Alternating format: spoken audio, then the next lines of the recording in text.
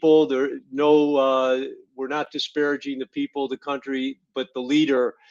We've already lived through it. We had Joe Biden in the Biden administration, and we were trapped for 4 years. And people who were swearing about our country, we were, agreeing in that sense because a lot of the things happening were under the table and had no logic to them, like starting the Ukraine war, which the Obama and Biden administrations did, and then made it much, much worse by paying off the neo-Nazis and allowing what happened, the civil war and the 14,000 ethnic Russians killed. So, all this ties in together in priorities, but it comes back to Ukraine. So let's go to Ukraine and well, let me say just one more thing on LATAM, but the agenda is what I want to know. It's either the oil, it's yes, they messed with our elections, maybe that's it.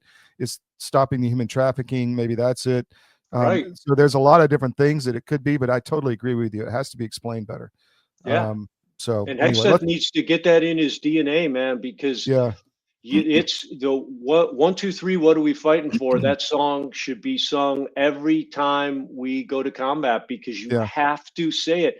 And to guys like Hegseth, you're not just telling the people, you're telling those military guys. Yes. Many of whom are going to be dying in accidents and friendly fire and stuff like that. They're going to lay their lives down. And you need to explain to them the logic of why, and I'll tell you this from a military perspective, there's no military guys going, man, I hope we go invade. Well, there probably are some, but there's very few. No one knows what the heck we're doing or why it makes any sense right now. Completely agree. All right, let's move to Ukraine. So I have a video you wanted to talk about from Pokrovsk. Should I bring that up with the guys coming in? Yeah, well, first, just before we get to that, just to update everyone, because the global media is hidden it, there's a huge corruption scandal going on right now in Ukraine. Okay, and that's driving a lot of things.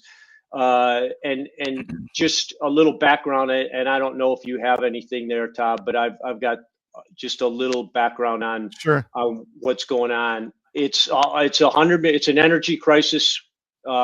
Big surprise. Hunter Biden was part of this corrupt industry, which is the tip of the spear of corruption in Ukraine. And what's happened, everyone's heard of NABU. It's the National Anti-Corruption Bureau in Ukraine, created by the EU to overwatch, but they have been ignoring them. They spent the last 15 months investigating this company, which is a gas company, and they over 1,000 hours, and they found that the name of the company is Energodom, that they've been paying 10 to 15% bribes to government officials, and so far they've been able to track a minimum of $100 million in bribes. And the ringleader of this group, a guy named Timur Mindich, is a longtime associate, some would say closest associate and sponsor of Zelensky. He's the co-owner of his former production studio. Remember, this is our actor, comedian, and he still uses that production studio for everything. And guess what? Mindich fled Ukraine early Monday, hours before the NABU investigators raided his home. And he's in Israel, from what I understand. He's in Israel? Okay. So Zelensky, to escape guilt by association, decided I need to go to Europe. So yesterday and the day before, he was in Greece. He's been in France. He's in Germany. And, you can see what he's doing. He's trying to break that guilt by association, get away from it's all of his associates. All of his closest associates have been named already. So there's no way he wasn't involved in that. Exactly. So he leaves the country again. Remember last episode we talked, he's been out of Ukraine more than he's been in for the last 6 months. But wait till we're talking about what we're about to talk about, which is battlefield. He's gone. And so, these Euro globalist leaders, and Trump should be looking at this. What are they doing? They all changed their schedules, dropped what they're doing, and each of them are going to entertain Zelensky for no reason, no agenda, over the next few days. This all part of the strategy to somehow bury this, make people forget, allow Zelensky to survive, be the tyrant leader of Ukraine for another day. So that's the political thing that's going on. Now you can put that. Well, I jump in there real quick that and just video up. I want to give our viewers just a taste of so they understand where we're coming from. CDM, if you go to the top menu to Ukraine files, you can bring this up as kind of a lot of our research and investigations in Ukraine from 2019 on. We were very involved there, and were deplatformed heavily because of our reporting on Ukraine. And it's not just that there's corruption, is that they were running operations against American politicians like Bernie Sanders and then Donald Trump, and just grifting money out the wazoo. I ended up testifying in front of the House Oversight Committee on this with the source. And there is a story on there that a lot of these sources were brought to the DOJ in LA in 2019 and told them all of this, and it was all hushed up. So there's a lot on Ukraine that's been bubbling. And my theory is, and by the way, I met with NABU. In a quick story, I had just met with them in 2015, and I came back or 2016, and then the Paul Manafort story came out on the Black Ledger, and that got him kicked off the Trump campaign. And I called Svetlana, the person who was running their PR, and I said, "What about this?" And she says, "Oh, that's not real. We just pulled it off the internet." I mean, she told me that directly. So they've been messing with our elections for a long time. I think this release, Pete, get your thoughts. Maybe it's just they want to get rid of Zelensky, so this is starting to come out. I mean, they've known this for years, right? Yeah, I mean, they knew it. This is the same thing that when he tried to dismantle NABU about 6 months ago. Remember that? It was a minor crisis. EU protested. Then they swept that one under the rug. This is the same gold toilet. That's why it's Operation Midas, something Midas touch. It's the same thing. But you just hit on, another example of what our, kind of theory is, that Ukraine is the global center of the censorship industrial complex. That's where the servers are. That's where the worker bees are. Ukraine's always been cutting edge, internet hacking, all that stuff, like the U.S. has too.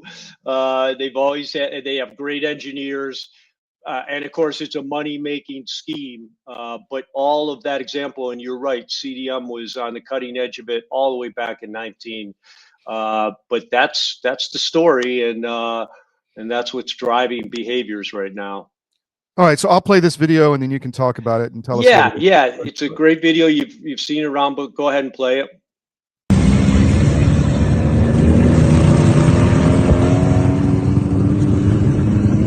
So I'll just narrate while he's playing it. What you see is common sense warfare, light and lethal. These guys are not on parade. They're not driving by for a social media shot. These guys are coming in out of the bush.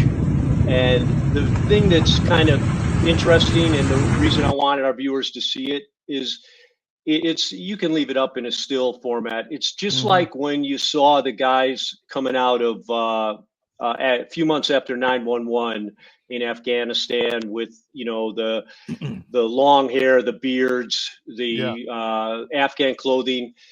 That wasn't a new form of warfare. That was a reflection of the war that's being fought right then. But it was a reflection only because those special op guys had been left to their own devices. The C2 system had been broken. There were 500 special operators on the ground in Afghanistan with no command and control headquarters element on the ground. And so we were free to learn about the battlefield and adapt accordingly.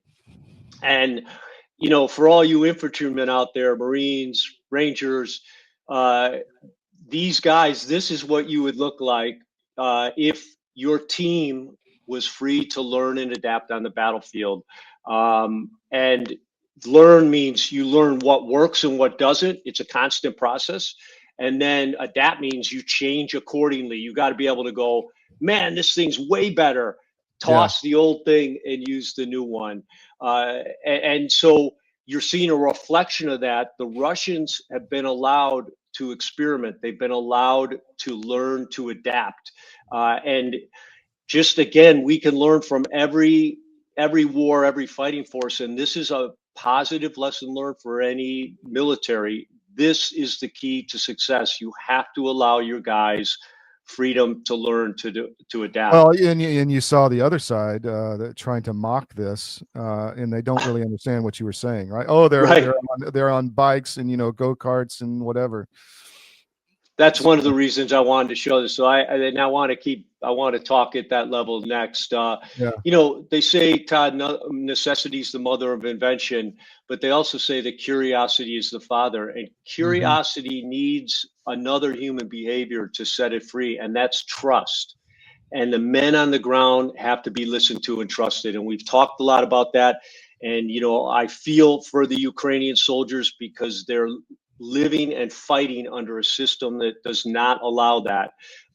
It's a unbelievably autocratic top-down system, and you can't do these simple little things. You can't learn to adapt. Ukrainians have done that. Now, in this sense, as I'm about to get to, they haven't been able to do it as much. And that's part of their own decision-making too, their command decision-making. They've been fighting a rigid positional warfare strategy while the Russians have been firing this flexible, adaptive attrition warfare strategy. So back to the picture, everything you saw in that picture and everything you see is everything they're riding on has a combat purpose. And that's, no matter what service you're in, that's the way you always want to be in a combat zone. Everything on you has a function, and if it doesn't, you toss it. So all the variances in uniform and equipment that these pundits have been mocking, and this tape is, you were right, was mocked heavily by the left and by the globalists.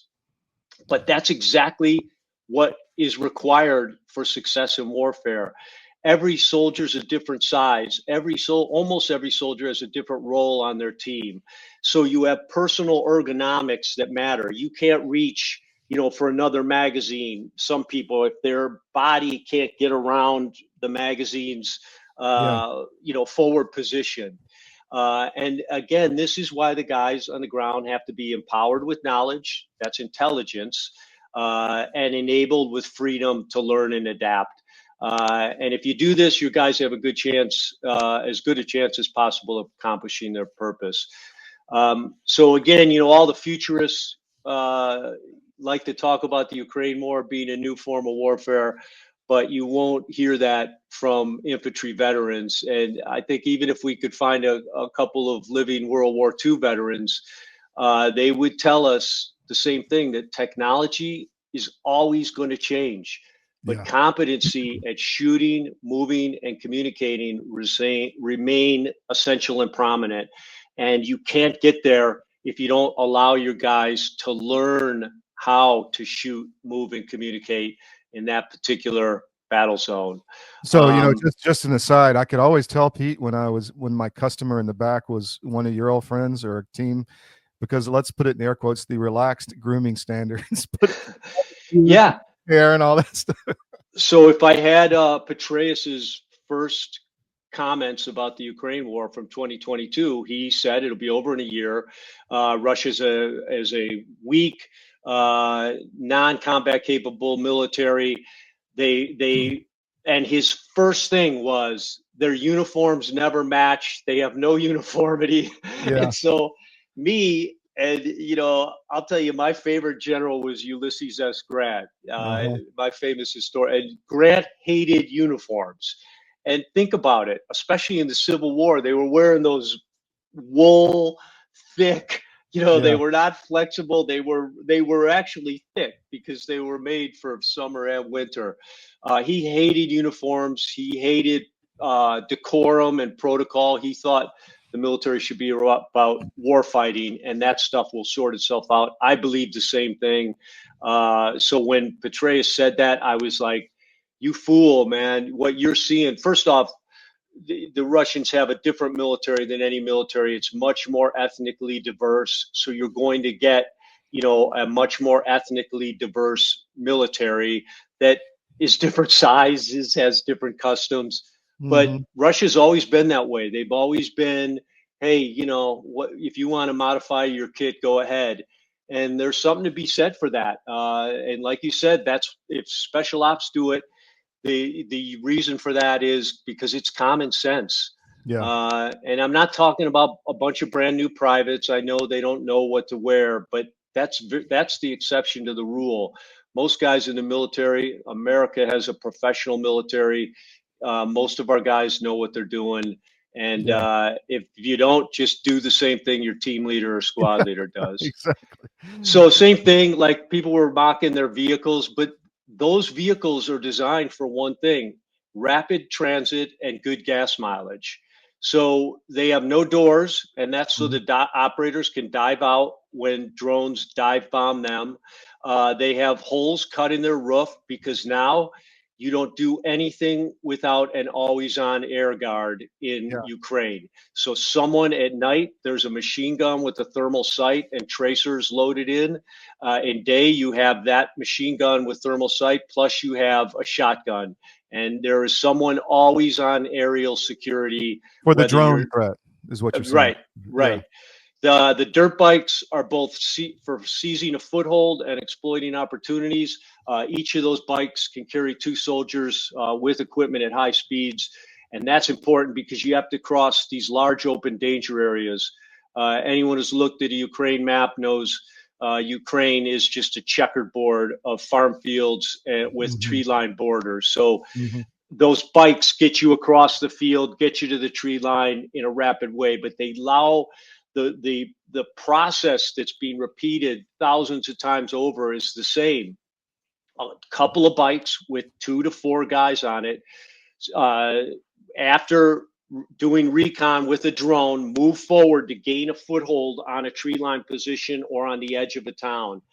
They gain that foothold. They take one house, one basement, and then they call back to their commanders. And depending on the situation, the commander will either have them sit in place and continue to watch and listen. So he's got eyes and ears at that breach point, at that foothold, or he'll begin exploiting it because now they know the pathway is clear.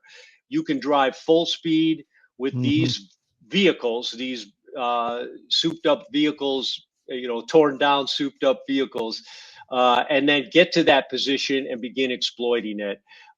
So everything is done in these tiny, small unit, and that's not even a squad, two-man teams to get footholds and then exploit the footholds. Very careful not to. There's no meat grinder. There's no human wave attacks. You'll hear Hodges and the rest of them talk about that. That is not happening anywhere on the battlefield. The Russians are very circumspect about casualties. But again, the Russians are learning from the battle, and you learn more in the area of adaptive nimbleness when you're on the offense than the defense, because in the defense you're stuck just sitting there. So I also want to point out in the picture you saw the drone sitting down on the road, Mhm. and that wasn't there to be part of the picture. That's one of their recce drones. So even in fog, that drone can still be flown. 10 feet off the road, ahead of them a few kilometers as a security pathfinder to make sure the route's clear so they can move at a higher rate of speed. And then those drones can also set down once they stop. They can reposition them on their left and right flank security. They can either be flying or sitting down because down they save on power, but the camera stays on. I point that out because these are the real advances in drone technology. Not what someone might think they'd fly a little faster or higher. These are the advances, the operationalizing of the drones. And the Russians have highly refined this ability. The Ukrainians have too, but they don't have the opportunity because they're not moving like this. Mhm. They're stuck in these static positions. So they've got drones up to look, drones up to hunt. They're not integrated. The Russians, these drones are integrated at this two-man level. that there's a drone operator with that team in this group right here. And one of those vehicles is probably full of spare drone equipment and batteries. So right now, every country in the world, including the US, is trying to emulate this capability and the tech advancements. And every country, US included, has made this fundamental error of announcing announcement of how they're going to do it that I believe will prevent them from achieving it. And that's the US just announced, as an example, 1 million drone goal and a new command to oversee drone operations. And this is the fatal flaw, that negates any potential for maximizing drone technology. But, the question's always asked when you criticize something like course of action, what's the alternative? Well, the answer is just use common sense. There's no need for a new command. There's no need for a new general officer in charge.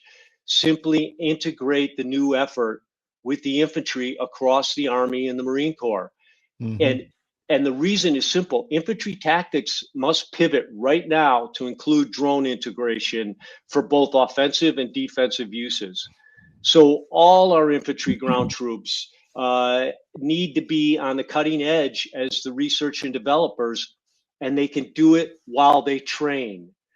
So if we think of our infantrymen as our research scientists, it's better to have lots of scientists who create lots of diverse solutions and test them simultaneously without prejudice. And that's the other beauty of it. These guys' lives, they know their lives depend on this technology. So they're going to give you honest, in-your-face feedback.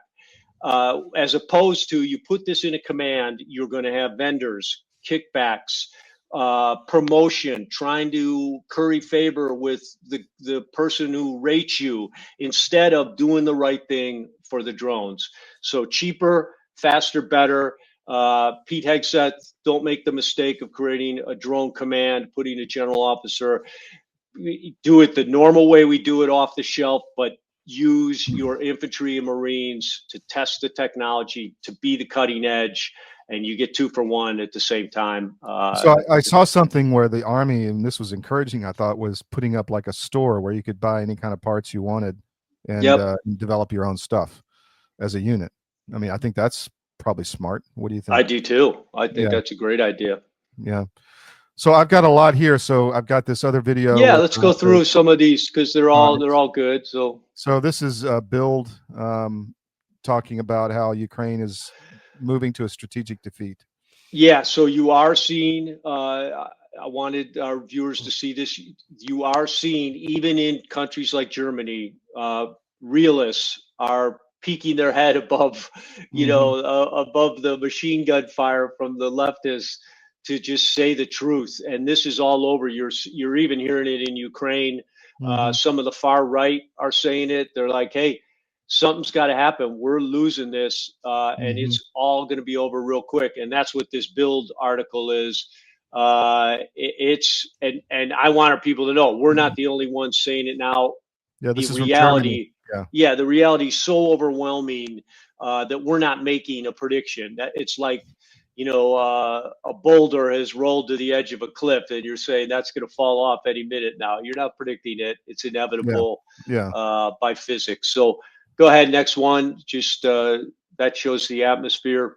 This is the destruction of the team, the 24-man team or whatever. And it's interesting. He said there were 2 teams, so 2 11-man teams. Look, they're built like the U.S.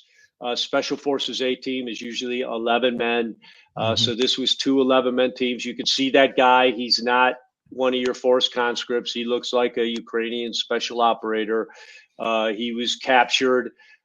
This was the only one that survived, right?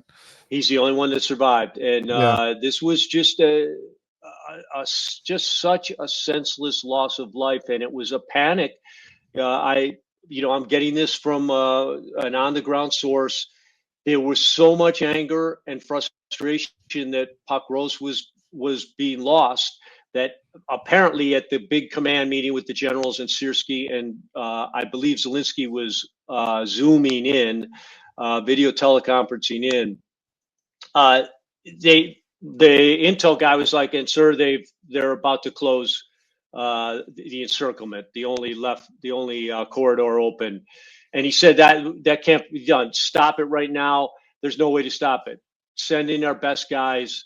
They'll be able to do it. So they just on the fly sent Mm. two teams of their best guys into, they weren't alive for more than a few hours on the ground, but they never had a chance.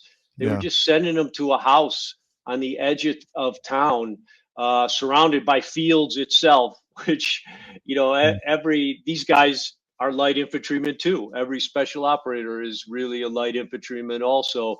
So you get on the ground, shoe leather express. You have no vehicles, no aircraft covering you.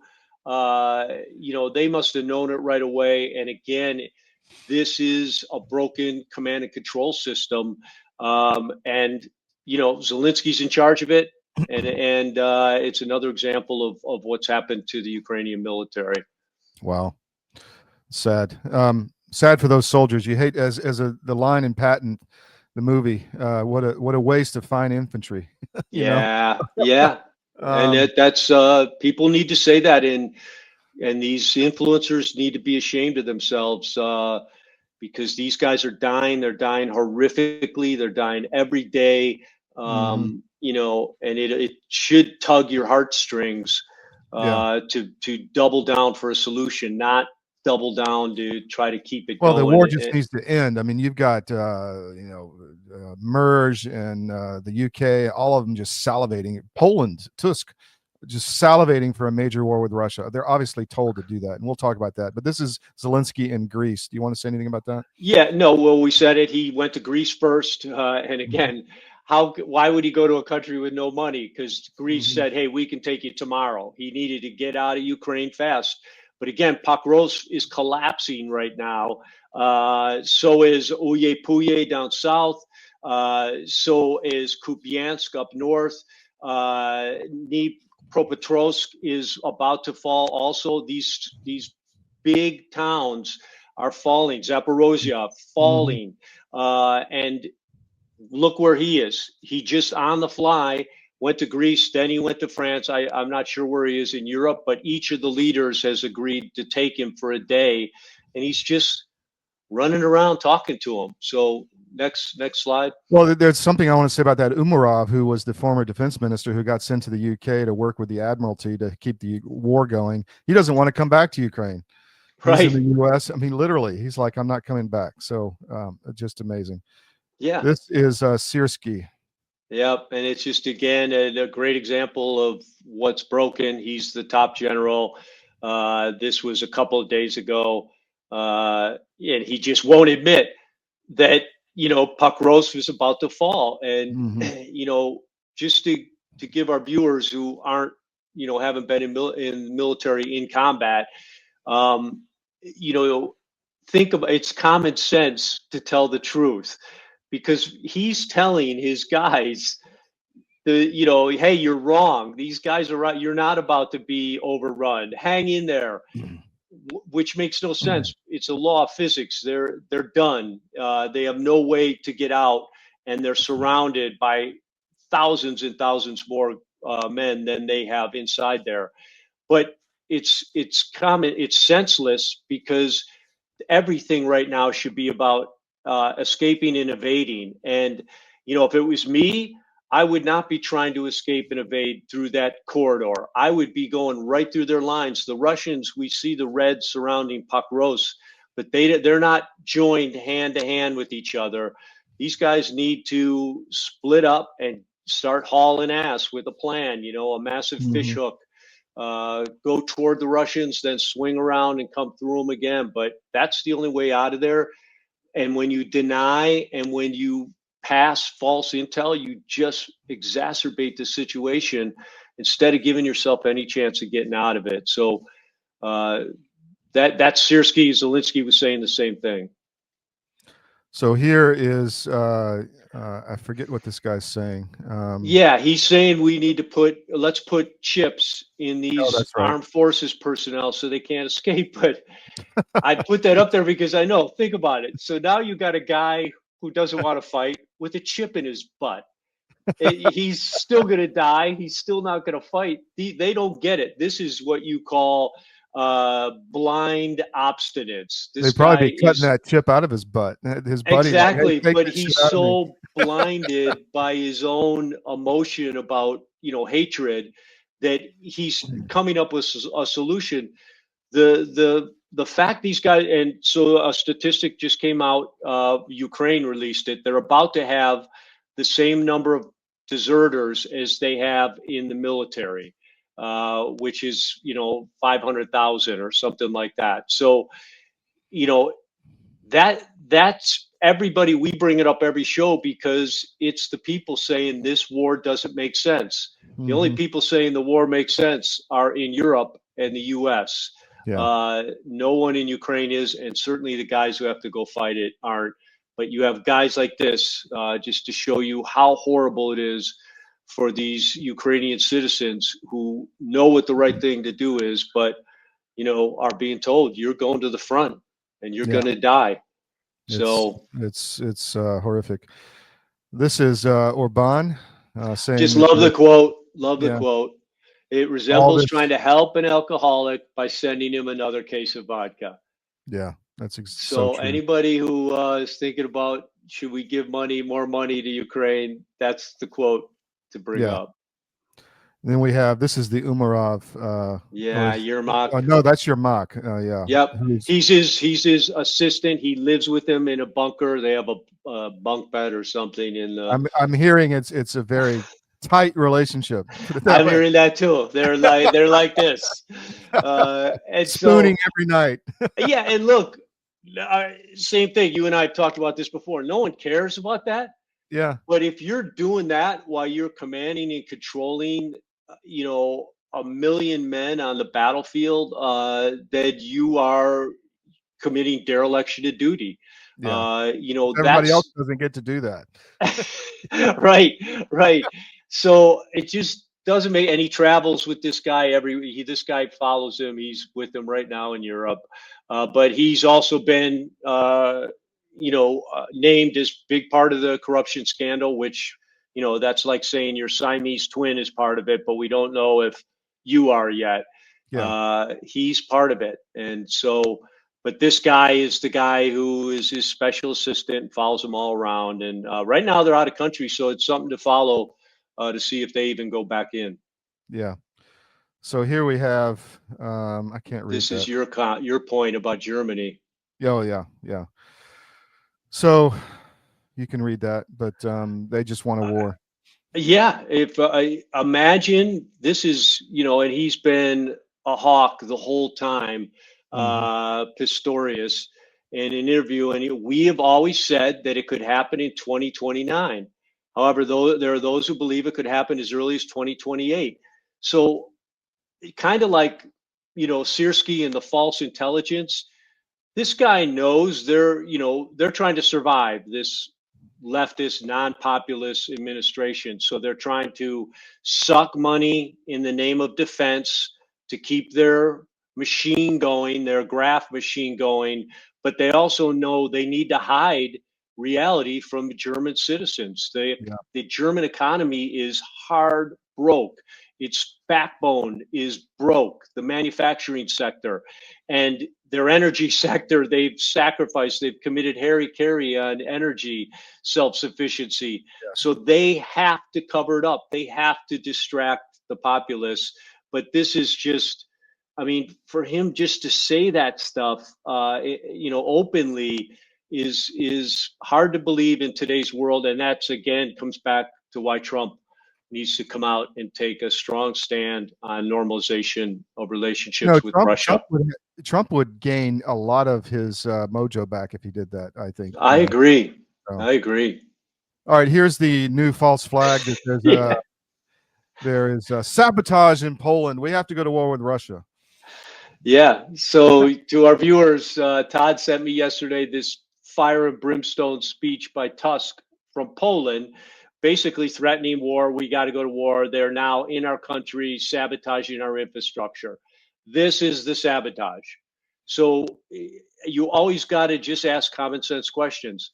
why would Russia infiltrate a special ops team to cut an 18-inch section of railroad track on a random Polish railroad train track?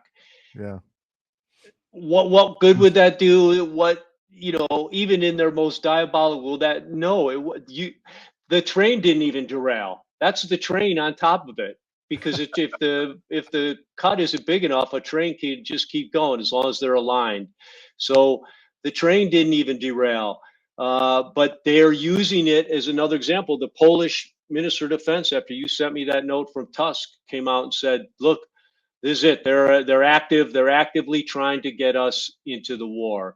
And just for our viewers, this is how preposterous these lies and propaganda are.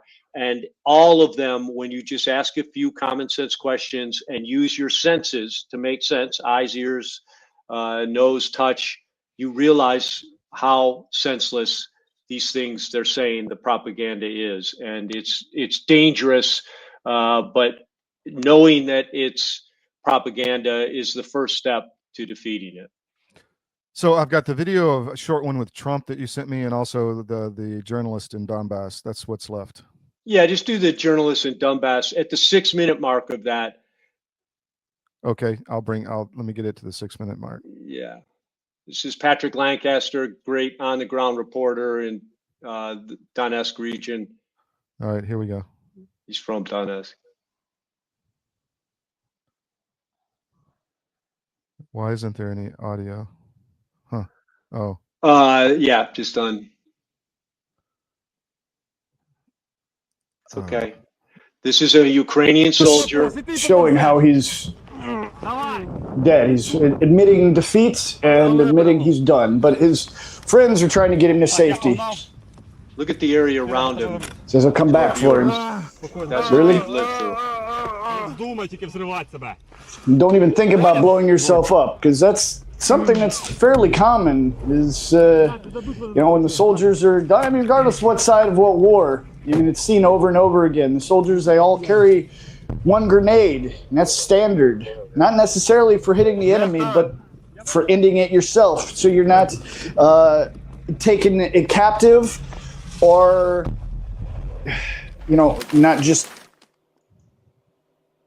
So that was a guy getting captured, is what you're saying, right? Yeah, and so I wanted our viewers. No, he's not getting captured. Those are all Ukrainians.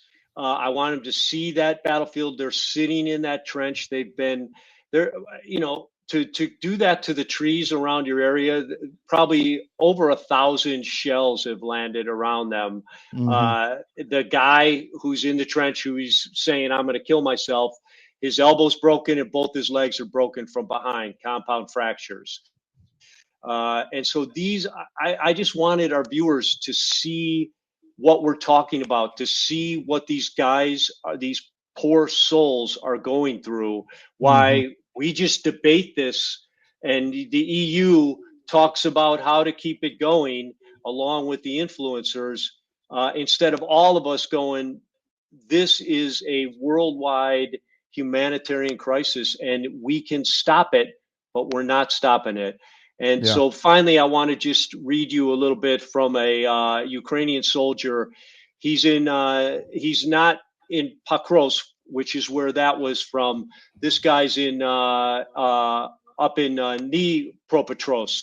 And so he wrote this, which I think is worth listening to. The brigade is about to be withdrawn. The losses are terrible. I hope others are not facing the same. We are trying to hold the front. In the meantime, all losses come from FPVs and CABs, which are fab bombs. No one has seen the enemy face to face. Sometimes snipers work, but that is rare. You come to war and get burned by an FPV or torn apart by a bomb. Who you are actually fighting, no one knows. This is how it is everywhere. Here, the one who survives is the one who digs deeper and doesn't stick his head out unnecessarily. I always tell the newcomers to stay deep in the ground and not test their luck. But the irony is that the longer you fight, the more willingly you stay underground. And the less you fought, the more often you stick your head out. whether you need to or not. That's why only the old hands survive. Many are afraid they might get buried underground, but that's only likely if the bomb or the artillery hits directly. The chances are low. More likely, a drone will fly into your trench and tear your skull or chest apart with its payload. Another fear is the groin artery is ripped. That's the carotid artery. The chances of survival are small, but at least it isn't very painful. The wounded sit in a thinker's pose and wait for death. It comes to everyone sooner or later. Some people came and said not to spread information about this situation to the brigade. Good thing no one knows I run this channel. They'll be surprised. Without truth, there will be no victory. Remember that. So, again, just to leave our viewers, it's a horrific war. What's happening to these guys is horrific. Everyone should be in agreement. It needs to stop as quickly as possible. And unless we keep seeing that and thinking about those guys and thinking it in that context, we're not going to get to that point. Well, and that's why we have to be really loud, no matter what, to say in this crap. I mean, it's not helping anyone. They're not helping Ukraine at all. We've said that many times. Pete, thank you very much. Really wonderful wealth of information. Thanks for coming on today. Yep. Thank you, Todd. Take care. You didn't have anything else you wanted to get out, right? You're done? Nope. Okay. All right. Take care, my friend. We'll see you next time. Bye.